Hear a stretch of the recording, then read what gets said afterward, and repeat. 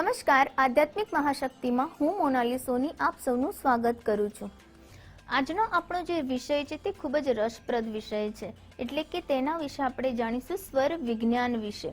સ્વર વિજ્ઞાન શાસ્ત્ર શું છે અને તે કઈ રીતે મનુષ્યના જીવનમાં ભાગ ભજવે છે તેની મહત્વતા વિશે આજે આપણે જાણીશું। જ્યારે સ્વર વિજ્ઞાનની વાત આવે છે ત્યારે જે આપણી નાડી છે, ઈડા, પિંગલા અને સુષુમ્ના નાડી વિશે ચર્ચા કરવામાં આવે છે। વ્યક્તિનું જે શરીર છે તેમાં જે કરોડરજ્જુ છે અને તેના દ્વારા જે તેનું સ્થૂળ શરીર અને તેનું સૂક્ષ્મ શરીર, તે રીતે વ્યક્તિમાં 7 ચક્રો બિરાજમાન છે, એટલે કે મૂળધારા ચક્રથી લઈને તેનું સહસ્ત્રા ચક્ર સુધી, એટલે કે તેના ક્રાઉન ચક્ર સુધી જે આ પ્રાણવાયુ વહે છે તેને નાડી રૂપે પ્રત્યારોપણ કરવામાં આવ્યું છે। આમ તો વ્યક્તિના શરીરમાં 72,000 નાડીઓ છે અને તેમાં પણ 14 પ્રકારની નાડીઓ છે, જેમાં 7 ઉપર અને 7 નીચે વ્યક્તિના શરીરમાં પ્રવાહિત થાય છે। તેમાં પણ ખૂબ જ મહત્વ વ્યક્તિના જીવનમાં 3 નાડીને આપવામાં આવ્યું છે અને તે 3 નાડી એટલે કે ઈડા નાડી, પિંગલા નાડી અને સુષુમ્ના નાડી। આ 3 નાડી ઉપર જો વ્યક્તિ મહત્વતા આપે તો પણ વ્યક્તિ નિરોગી જીવન પસાર કરી શકે છે અને તેના જીવનના કાર્યોની રૂકાવટને પણ દૂર કરી શકે છે।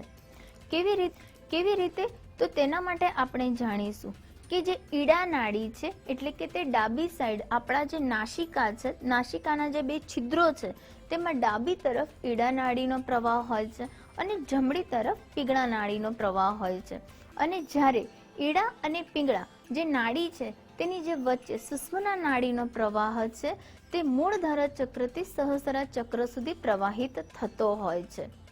આ પ્રવાહને પણ તમે તમારી રીતે જો જાણી શકવું હોય તો તમે તમારા જે એક આંગળી છે તેને તમારા નાસિકાના 2 છિદ્રો આગળ મૂકીને તમે તપાસી કરી શકો છો કે તમારામાં સૂર્ય નાડીનો પ્રભાવ વધારે છે કે ચંદ્ર નાડીનો પ્રભાવ વધારે છે।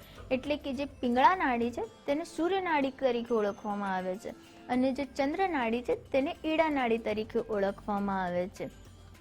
તમે તમારા નાસિકા આગળ જ્યારે આવી રીતે આંગળી મૂકો છો ત્યારે જેમાં સૌથી વધારે રીતે તમને જે પ્રવાહ વધતો દેખાય છે તે તમારી ચંદ્ર નાડી અથવા સૂર્ય નાડી ઉલ્લેખ કરતું હોય છે।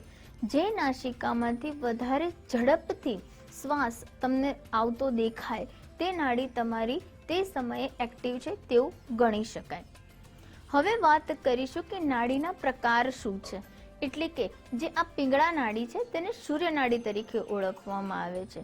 સૂર્ય નાડીને ગરમ પ્રવૃત્તિની નાડી તરીકે ઓળખવામાં આવે છે કે જેની પણ આ નાડી વધારે એક્ટિવ હોય, વ્યક્તિ સૂર્ય નાડી દ્વારા વધારે શ્વસન કરતો હોય તો વ્યક્તિના જીવનમાં એક ગતિ હોય છે, વ્યક્તિ ઉગ્ર સ્વભાવનો બની જાય છે। આપણા દિવસ દરમિયાન આપણા જીવનમાં સૂર્ય નાડી દિવસે વધારે એક્ટિવ થઈ જાય છે। વ્યક્તિને જે ભૂખ લાગે છે તેનામાં એક ભૂખની જે આગ હોય છે તે આગ સૂર્ય નાડી દ્વારા પ્રજ્વલિત થાય છે। જો આપણે ઈડા નાડી વિશે વાત કરીએ તો ઈડા નાડી એટલે કે ચંદ્ર નાડી અને ચંદ્ર નાડી એટલે કે શીતળતા, શીત નાડી, તે ઠંડી પ્રવૃત્તિની હોય છે। જ્યારે વ્યક્તિમાં માનસિક વિચારો ખૂબ જ વધી જતા હોય છે, કાં તો વ્યક્તિ સૂઈ જતું હોય છે, વ્યક્તિ કંઈક વાંચન કરી રહ્યું હોય છે, એટલે કે જ્યારે વ્યક્તિ શાંત મુદ્રામાં કોઈ પણ કાર્ય કરે છે ત્યારે તેની ચંદ્ર નાડી તરફથી તેનું શ્વસન વધી જતું હોય છે। વ્યક્તિના દિવસ દરમિયાન વ્યક્તિને દર 1 કલાકે તેની નાડી બદલાય છે, એટલે કે વ્યક્તિ દર 1 કલાકે સૂર્ય નાડી અથવા તો ચંદ્ર નાડી દ્વારા તેનું શ્વાસની પરિવર્તન થતું રહે છે। પરંતુ જ્યારે આપણે વાત કરીએ અંતિમ નાડી એટલે કે સુષુમ્ના નાડી, જે વ્યક્તિના મૂળધારા ચક્રથી સહસ્ત્રા ચક્ર એટલે કે વ્યક્તિના ક્રાઉન ચક્ર સુધી જોડાયેલી છે, એ વ્યક્તિમાં એ નાડીમાં વ્યક્તિ કોઈ પણ પ્રકારનું કાર્ય નથી કરતો, એટલે કે એકદમ શાંત, એકદમ સ્થિર, એકદમ બ્રહ્મ જ્ઞાનમાં જ્યારે વ્યક્તિ ડૂબેલો હોય છે ત્યારે વ્યક્તિની આ નાડી ખૂબ જ સારી રીતે કામ કરતી હોય તેવું કહી શકાય છે। વધારે પડતો મનુષ્ય પોતાની ઈડા નાડી અને પિંગલા નાડીમાં જ તે વ્યતીત કરતો હોય છે, તેનું જીવન આ 2 નાડીમાં જ પૂરું થઈ જતું હોય છે। પરંતુ જે સાધુ છે, જે ખૂબ જ બ્રહ્મ જ્ઞાન ધરાવે છે, જેને પોતાના જીવનનું આત્મજ્ઞાન થઈ ગયું છે, તે વ્યક્તિમાં સુષુમ્ના નાડી પણ સજાગ છે તેવું કહી શકાય। વ્યક્તિ યોગ અને પ્રાણાયામ દ્વારા પોતાના શ્વાસોશ્વાસની ક્રિયા પર જો ધ્યાન આપે છે તો પણ તે પોતાના જીવનને સંતુલિત બનાવી શકે છે. અને તેના માટે વ્યક્તિએ પોતાની ઈડા અને પિંગલા નાડી પર જ ખૂબ જ ધ્યાન કેન્દ્રિત કરવું જોઈએ. જ્યારે તમે શ્વસન લેતા હો છો ત્યારે એક જ નાસિકામાંથી જો શ્વસન આવતું હોય ત્યારે વ્યક્તિએ 10 મિનિટ બેસીને શાંતિથી ખૂબ જ ઊંડા શ્વાસ લેવા જોઈએ. અને ઊંડા શ્વાસ લેતી વખતે તેણે પોતાના શ્વાસો પર ધ્યાન કેન્દ્રિત કરવું જોઈએ. ત્યારે વ્યક્તિને ખ્યાલ આવશે કે કોઈ એક જ નાસિકામાંથી તેના શ્વસનની ક્રિયા વધારે થાય છે. ત્યારે વ્યક્તિએ એક પછી એક એટલે કે વારંવાર પોતાના શ્વસનની એટલે કે ઊંડા શ્વાસો વારાફરતી પોતાની અલગ અલગ નાસિકાઓ દ્વારા લઈને પોતાના શરીરમાં શ્વસન ક્રિયાનું સંતુલન બનાવવું જોઈએ. આવું કરવાથી વ્યક્તિમાં એક પ્રકારની શાંતિ અને સમજદારીનો વિકાસ થશે. સાથે સાથે વ્યક્તિની જે બંને નાડીની વચ્ચે સુષુમ્ના નાડી આવેલી છે તે પણ એક્ટિવ થશે. એવું કહેવાય છે કે બ્રહ્મ જ્ઞાન જ્યારે તમારા જીવનમાં આવે છે, આત્મજ્ઞાન વ્યક્તિમાં વિકાસ થઈ જાય છે, ત્યારે આ સુષુમ્ના નાડી એક્ટિવ થયેલી હોય તેવું દેખવા મળે.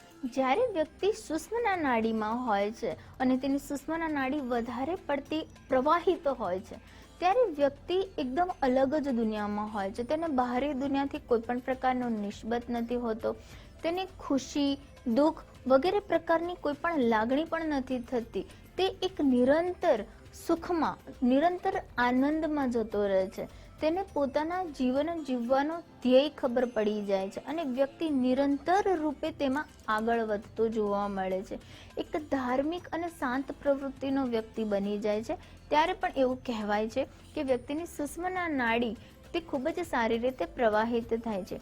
ખૂબ જ ઓછા લોકોમાં અને ખૂબ જ જે સારું એવું જ્ઞાન ધરાવે છે, જે તત્વ જ્ઞાન છે, જે બ્રહ્મ જ્ઞાન છે, તેવા લોકોમાં સુષુમ્ના નાડી વધારે પડતી પ્રવાહિત થતી જોવા મળતી હોય છે. જ્યારે આ નાડી માટે પણ હું એક વિશેષ ઉપાયની જો વાત કરું તો જ્યારે વ્યક્તિ પોતાનું કોઈ પણ મહત્વના કાર્ય માટે ઘરની બહાર નીકળે છે કે તેને એવું લાગે છે કે આજે તેના માટે ખૂબ જ મહત્વનો દિવસ છે અને તે તેના કાર્યમાં સફળ થવા માંગે છે, ત્યારે પણ વ્યક્તિએ પોતાના જે આ શ્વસન ક્રિયા છે તેના પર તેણે ધ્યાન આપવું જોઈએ.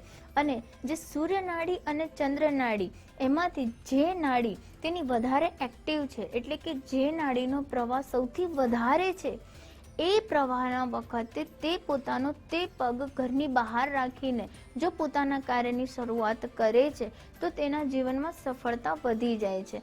ઘણીવાર એવું બનતું હોય છે કે એવું કહેવામાં આવે છે કે વ્યક્તિની કોઈ ઈચ્છા છે અને સાક્ષાત બ્રહ્માંડ તેની તે ઈચ્છા પૂર્તિ કરવા માટે તેને સાથ આપે છે. તે માટે પણ તમે તમારા આ નાડી શાસ્ત્રને ખૂબ જ સારી રીતે ઉપયોગ કરી શકો છો.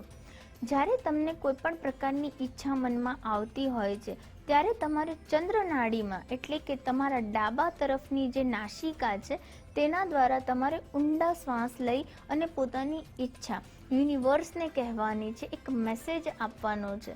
ત્યારબાદ તમારે તેવા ઊંડા શ્વાસ દ્વારા તે ઈચ્છાને તમારી અંદર લો છો અને ત્યારબાદ તમે શ્વાસોશ્વાસનની ક્રિયા કરો છો એટલે કે તમારા શ્વાસને બહાર આપો છો તો તમે ડિવાઇન એનર્જી બ્રહ્માંડમાં ફેલાવો છો.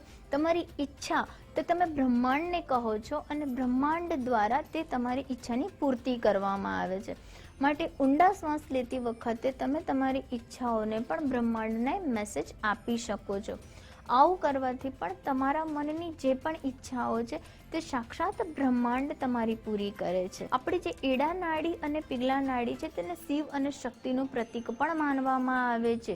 શિવ એટલે જે આપણું પુરુષ તત્વ છે અને શક્તિ એટલે કે નારી તત્વ છે. તે પોતાની બંને નાડી જે સુષુમ્ના નાડી સાથે સંકળાયેલી છે, એડા અને પિંગલા નાડીને વ્યક્તિએ સંતુલિત કરવી ખૂબ જ જરૂરી છે. તેથી તેને સંતુલિત કરવાથી પણ વ્યક્તિ પોતાના કાર્યોમાં સારી એવી સફળતા પ્રાપ્ત કરી શકે છે, ધાર્યા કાર્યો કરી શકે છે. એક ઉમંગ અને ઉત્સાહ સાથે તેને કાર્ય કરવાની પ્રેરણા મળે છે.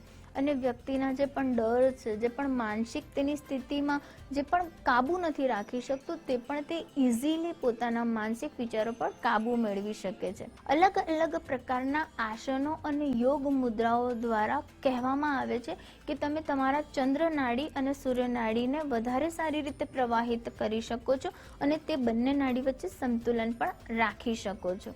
તો આ સાથે આપણે સ્વર વિજ્ઞાન, ઈડા, પિંગલા અને સુષુમ્ના નાડી વિશે જે પણ માહિતી મેં તમને આપી છે, ચોક્કસથી તમે પણ તમારા જીવનમાં તેના પર ધ્યાન આપીને તેના વિશેષ ફાયદાઓ મેળવીને આગળ તમે પણ સફળતા પ્રાપ્ત કરશો. તે સાથે હું રજા લઉં છું. નમસ્કાર.